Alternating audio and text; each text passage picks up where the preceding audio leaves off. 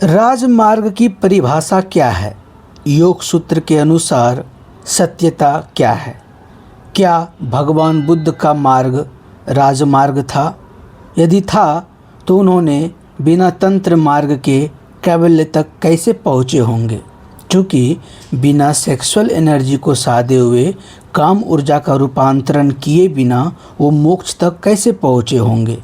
दूसरी बात यह है कि तंत्र कहता है कुंडलिनी शक्ति के जागृत करने के लिए सेक्सुअल ट्रांसफॉर्मेशन जरूरी है।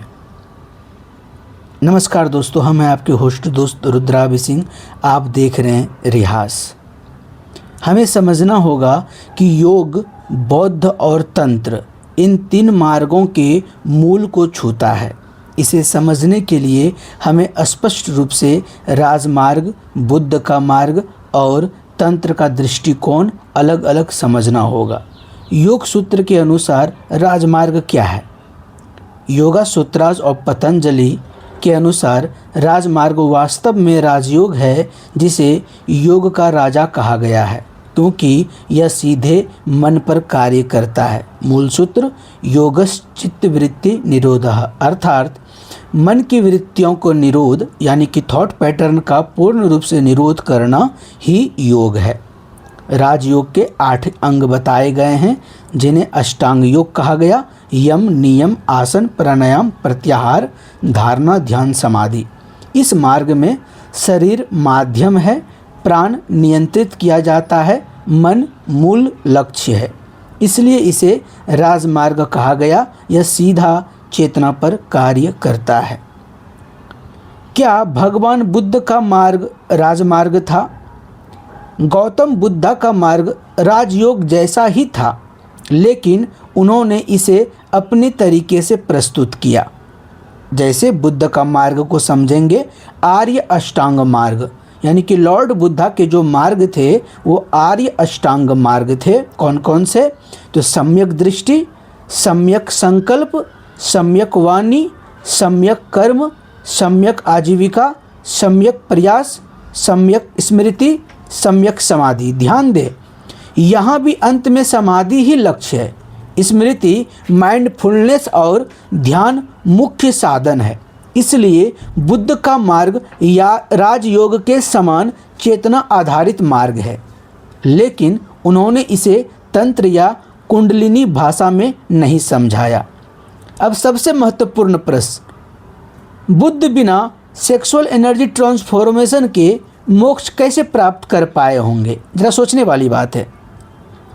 यहाँ एक गहरी सच्चाई है जिसे अक्सर गलत समझा जाता है।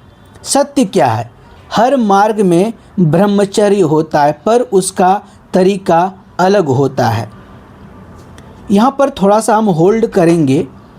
देखिए, ब्रह्मचर्य को जो दुनिया बता रही है और जो रियल मायने में ब्रह्मचर्य है, ब्रह्मचर्य के ऊपर हम कभी वीडियो लेकर के आएंगे। अभी हम फिलहाल इस टॉपिक पर ध्यान देते हैं।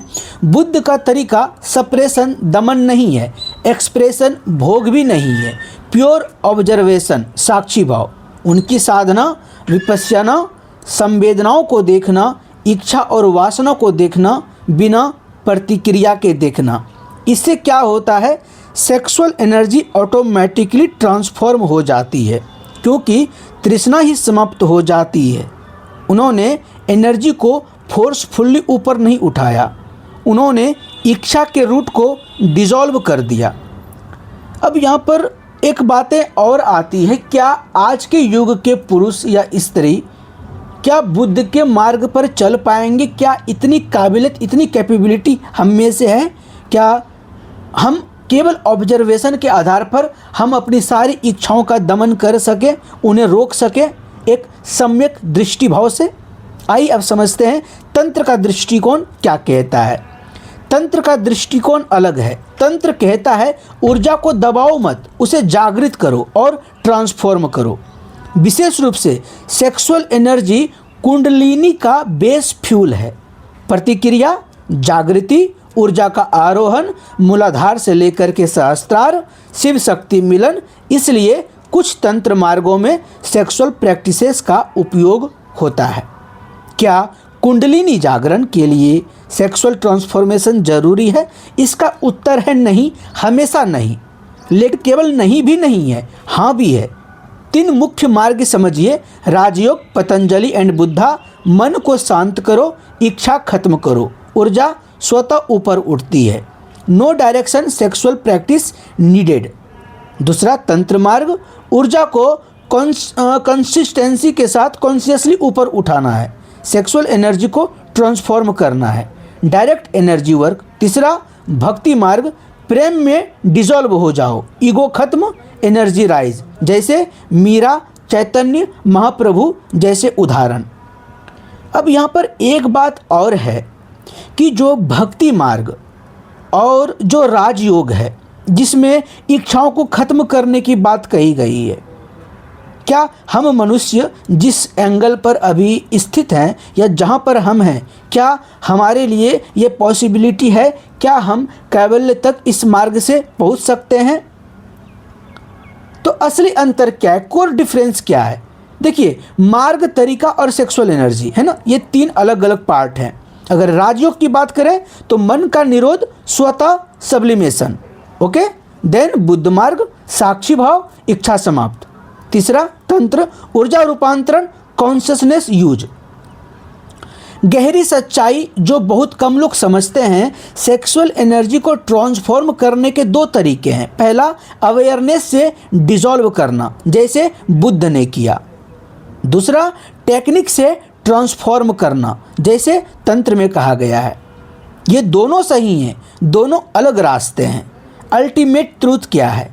मोक्ष के लिए सेक्सुअल एक्ट जरूरी नहीं, जरूरी है ऊर्जा का रूपांतरण, अहंकार का अंत, मन का शांत होना।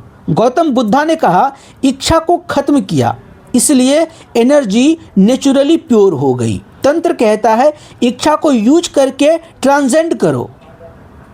अंतिम समझ, राजमार्ग सीधा है, सरल है, लेकिन कठिन भी।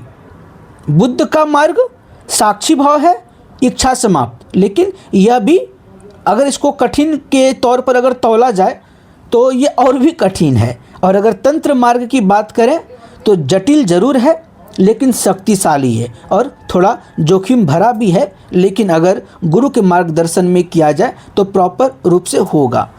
यह वीडियो बनाने का मेरा मूल उद्देश्य यह है कि आज के दौर में जो तंत्र को लोग समझ रहे हैं कि अलग अलग जगहों पर तंत्र को लेकर के अलग अलग व्याख्यान हैं, कहीं पर इसको तंत्र सेक्स से जोड़ देते हैं, कहीं पर निगेटिव एनर्जी मान लेते हैं, कहीं पर कुछ मान लेते हैं। तो इस आधार पर हमने या दूसरा एपिसोड में हमने आपके समक्ष प्रस्तुत किया है बुद्ध का मार्ग, राजमार्ग और तंत्र का मार्ग। एक्चुअल में हमारा इस वीडियो का बनाने का उद्देश्य यही था कि आपको समझना है कि जो अंतिम लक्ष्य हम लोगों का है, यानी कि कैवल्य तक पहुंचना, तो कैवल्य तक पहुंचने के अलग अलग मार्ग हैं, लेकिन हमें चुनना होगा, हमें समझना होगा कि हम किस मार्ग के लिए बने हैं, हम किस मार्ग पर चल करके हम अपनी यात्रा कैवल्य तक ले जा सकते हैं, हम अपना आत्म साक्षात्कार करके हम मुक्ति प्राप्त कर सकते हैं,